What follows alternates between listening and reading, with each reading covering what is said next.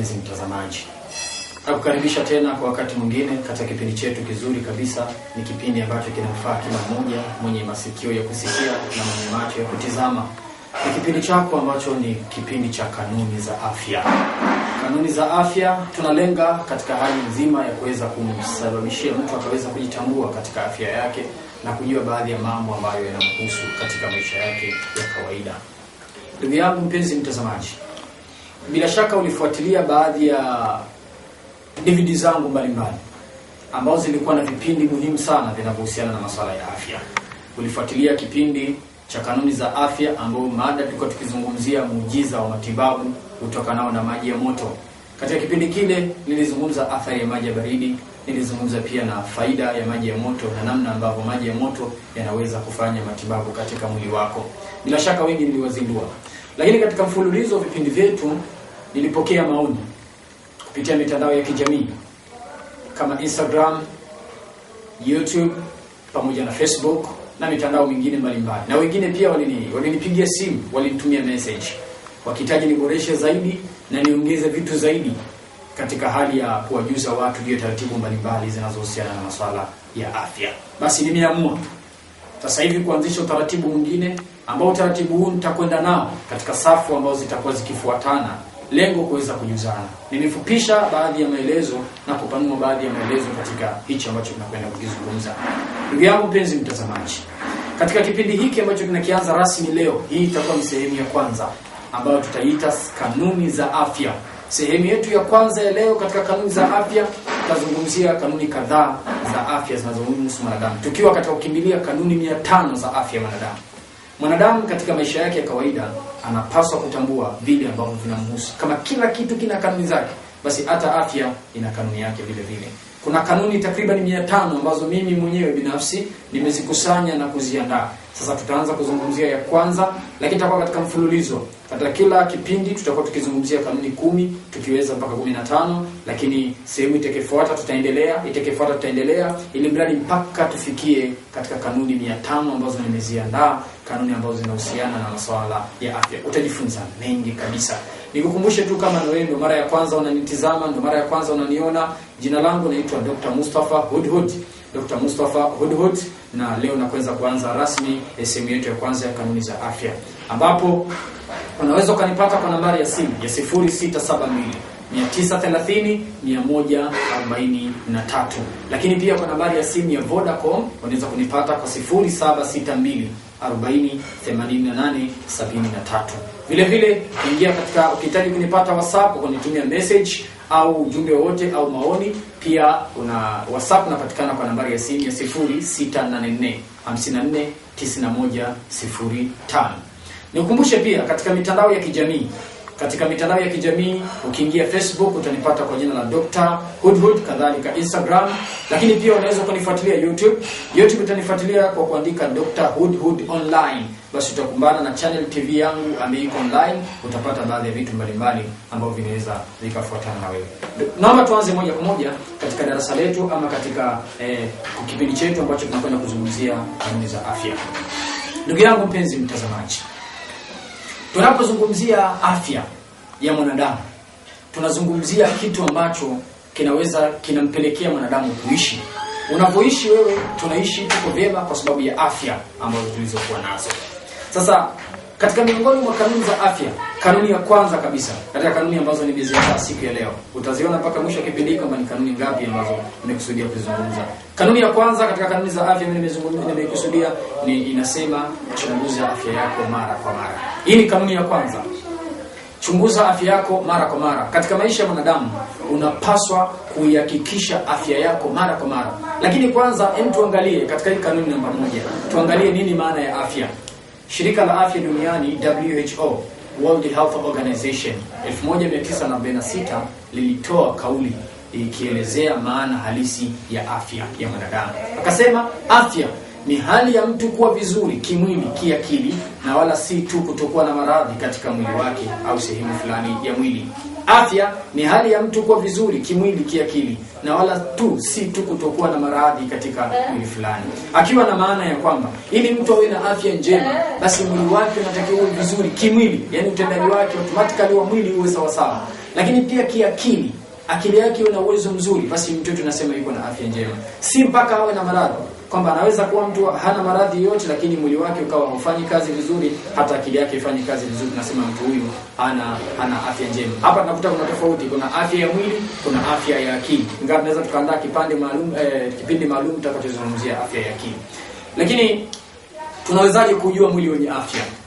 Ili tufahamu ya kwamba mtu, maana tunazungumzia kipengele kanuni ya kwanza ambayo ni umuhimu wa kuchunguza afya yako, au anasema chunguza afya mara kwa mara. Basi mwili wenye afya njema ni mwili ule wa mtu ambaye ana uwezo wa kuishi vizuri.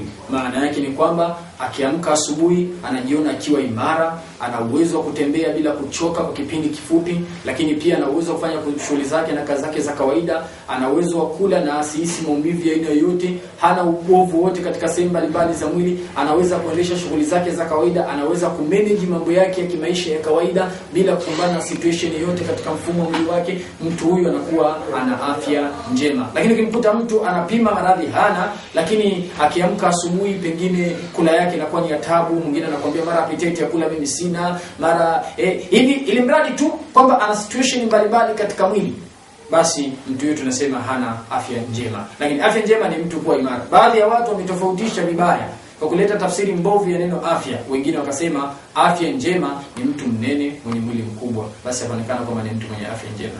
Lakini pia mtu mwingine akawa mwembamba, aonekana kwamba hana afya. Lakini nataka nikwambie kuna uwezekano, kwa tathmini za afya zinathibitisha kwamba kuna uwezekano wa 85% mtu mwembamba kuwa ndio mwenye afya njema, wakati mtu mwenye mwili mkubwa akaonekana kwamba si mwenye afya njema, kwa sababu ambazo tunaweza tukaziona hapo mbele baadaye kulingana na kipindi chetu. Kwa hivyo inasema chunguza afya mara kwa mara. Na kama kuchunguza afya mara kwa mara ufahamu kwanza hiyo ndio maana ya afya. Lakini mwili usiokuwa na afya ni mwili ambao unakumbana na situation mbalimbali. Unashindwa kumanage aina ya vyakula, unashindwa kumanage aina ya maisha kawaida, basi mtu huyo tunasema hana afya njema. Sasa ili kutambua kwamba wewe uko na afya njema au hauko na afya njema, unalazimika kwenda kuchunguza mwili wako. Na hali ya kuchunguza mwili wako ndio kanuni ya kwanza ya afya, ambapo unapaswa kuchunguza afya yako mara kwa mara. Ukichunguza afya utaweza kugundua umuhimu wa utendaji wa kazi. Maana naposema kuchunguza afya simaanishi kwenda kupima mwili kujua unaumwa na nini, la hasha. Kwenda kupima ujue unaumwa na nini, hiyo ni hatua nyingine ambayo sasa ni wakati ambapo wewe tayari unaumwa, una maradhi, situation zimekukuta katika mwili, ndio unamfuata daktari na kwenda kukupima ili ujue kama unaumwa na kitu gani. Lakini naposema kuchunguza afya yako au kufanya full body check up, basi ni unakwenda kufanya hivyo uwe unaumwa uwe haumi. Tena hasa pale ambapo unapokuwa na jinsi mzima, ndio pale ambapo unatakiwa uende ukachunguze ili ujue mwili wako unakumbana na situation gani. Kwa sababu nataka nikwambie ndugu yangu mpenzi mtazamaji, ya kwamba maradhi yoyote ambayo yanakuja katika mwili wako yanaanza na sababu, yanaanza na asili, mpaka yanatokea tayari kuna taratibu zilikwisha anza. Kwa mfano tukizungumzia pressure, ili uipate pressure basi lazima mfumo wa utendaji wa kazi wa moyo uanze kwenda kinyume na utaratibu unapotakikana. Hapo utakuta situation mbalimbali za BV, blood viscosity, labda zile cardiovascular and cerebrovascular, hizo zote zitaanza kufunction tofauti na inavyotarajiwa. Bado unakumbana na pressure. Lakini ukienda kucheki afya yako mwanzoni, utagundua kwamba katika mfumo wako wa moyo hapako vizuri. Hivi karibuni unaweza kukumbana na pressure. Hadi unaweza kufanya mambo daktari wako akakuhusia, basi akakuhusia baadhi ya mambo ukayafanya, na hatimaye usiweze kukumbana na maradhi ambayo yanaweza kujitokeza katika siku za usoni.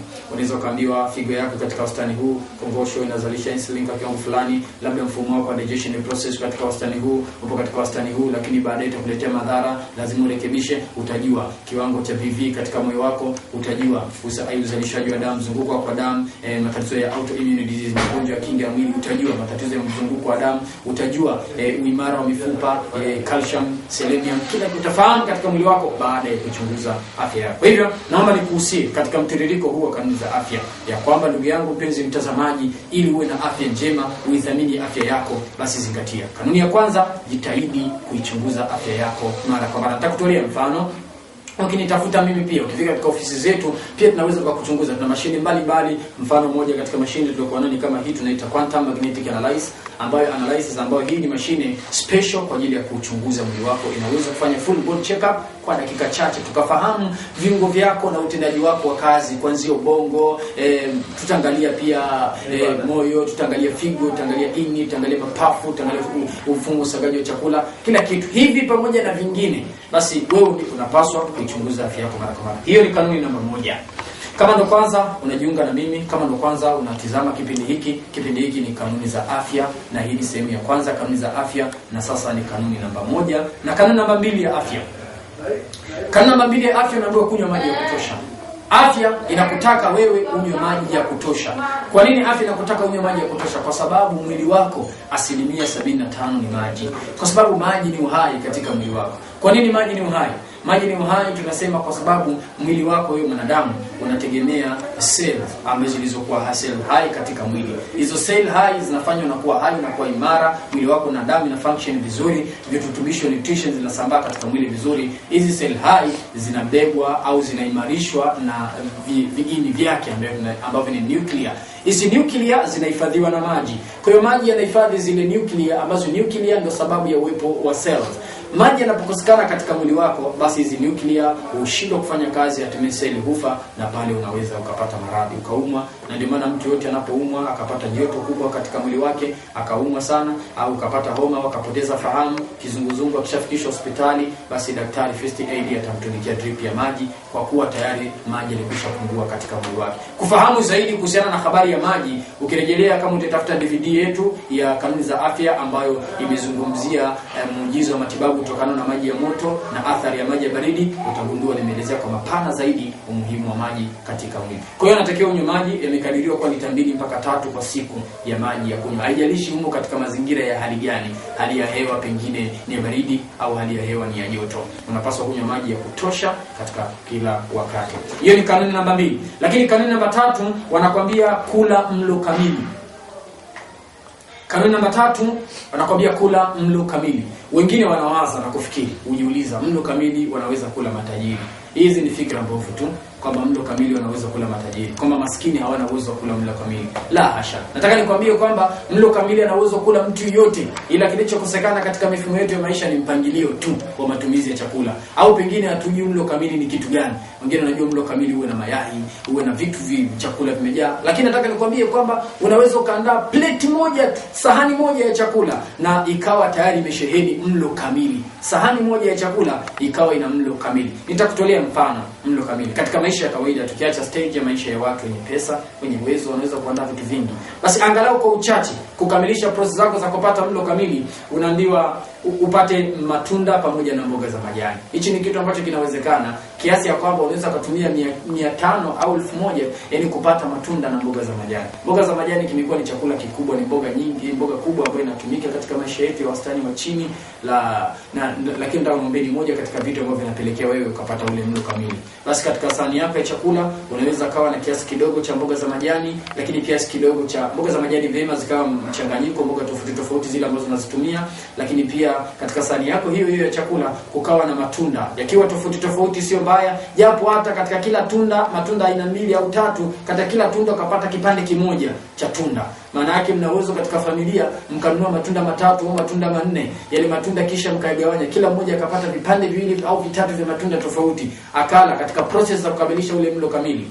Lakini vile vile ukapata mbali na matunda na mboga za majani vyakula vya kukupa nguvu mwilini mwako, ambao ni vyakula vya wanga, carbohydrates, ambao ni mahindi, mpunga na mtama. Hivi ni vitu ambavyo unaweza kuvitumia mimi na wewe bila kujali uimara wa maisha au pesa kiasi gani. Ni vyakula ambavyo tunakula, ni mpangilio tu, mpenzi mtazamaji, kama ndo unashindwa kupangiliwa vizuri uweze kula ule mlo kamili. Lakini vyakula vya carbohydrates ambao ni mahindi, mpunga na mtama, hivi liwe, lakini bahati mbaya vinaliwa sana, ila vinaliwa kimakosa. Makosa ni kwamba unatakiwa vema ili upate wanga wa kutosha, uweze kupata nguvu katika mwili wako, basi unapaswa ule vitu hivi vikiwa havijakobolewa. Yaani badala ya kula ugali wa sembe, ukala ugali wa dona, badala ya kula mkate mweupe, ukala mkate wa kahawia. Maana yake ni kwamba ukapata ule mtama wenyewe, ukapata ile mahindi yenyewe, ukapata vile virutubisho nutrition zenyewe, kiini tete cha mahindi ambacho ndio muhimu katika mwili wako ukapata nguvu. Unajikuta mwili wako unakuwa imara mara kwa mara. Lakini pia katika huo mlo kamili, na maanisha sasa hapo sasa hiyo ni ugali pengine umeandaa. Angalia tu mlo kamili unavyokuja. Katika vyakula vya wanga, basi umepata ugali vizuri wa dona, lakini umepata pembeni mboga ya majani, pembeni umepata matunda. Lakini wakati huo usikose nini? Protein. Ambaye protein tunaipata katika mbegu, maharage na kadhalika, pamoja na nini? Kuku, samaki. Hivi ni vitu ambavyo vinazalisha protini ndani yake, ambavyo sasa unatakiwa upate. So kuta katika ugali, katika chakula chako kimoja cha ugali, mboga za majani, matunda, maharage au pengine labda na maharage au maziwa au nini, basi ukajikuta umekamilisha mlo kamili, ukaweza kukamilisha vizuri. Lakini katika mlo kamili pia maji, ambayo tumeshazungumza katika kanuni namba 2 ya kwamba unywe maji ya kutosha. Kwa mlo kamili unaweza kuwa katika mfumo huo. Sasa mlo kamili sio mpaka uandae. Tunachokosea sisi ni utaratibu. Unaweza kuta mtu amekula chakula cha aina moja katika siku nzima. Yaani chakula kizima amekula, ametumia pesa mingi, lakini amekula karibuni protini zote ndio amekula yeye. Katika mlo huu mmoja kala protini nzima. Yaani kila chakula ukuta kawini protini. Yaani unaweza kuta mtu anakula samaki, mayai na maziwa, anakunywa pamoja. Samaki, mayai na maziwa. Mwenyewe akajiona kwamba anakula vitu vizuri sana, lakini kumbe wakati mwingine akawa anakula kitu cha aina moja tu, ambapo mwili ukawa unazidi kudhoofika, hapati vitu vingine, anatakiwa uchanganye, upate vitu tofauti. Basi hiyo ni kanuni namba 3 ambayo inasema kula mlo kamili. Vile kanuni namba 4 nakwambia kula ukiwa na njaa. Hiyo ni kanuni namba 4 ya afya katika kanuni 500 ambazo tunaelekea katika kutafuta. Kanuni namba 4 nasema kula pale unapohisi njaa. Ni kosa nyingine ndugu mpenzi mtazamaji, kula wakati wewe huna njaa au kushinda na njaa kwa muda mrefu. Unaambiwa pale unapohisi njaa kula, kwa sababu kile kipindi ambacho wewe unahisi njaa ndio kipindi hasa mwili wako unahitaji chakula, ndio kipindi ambacho wewe unatakiwa kula.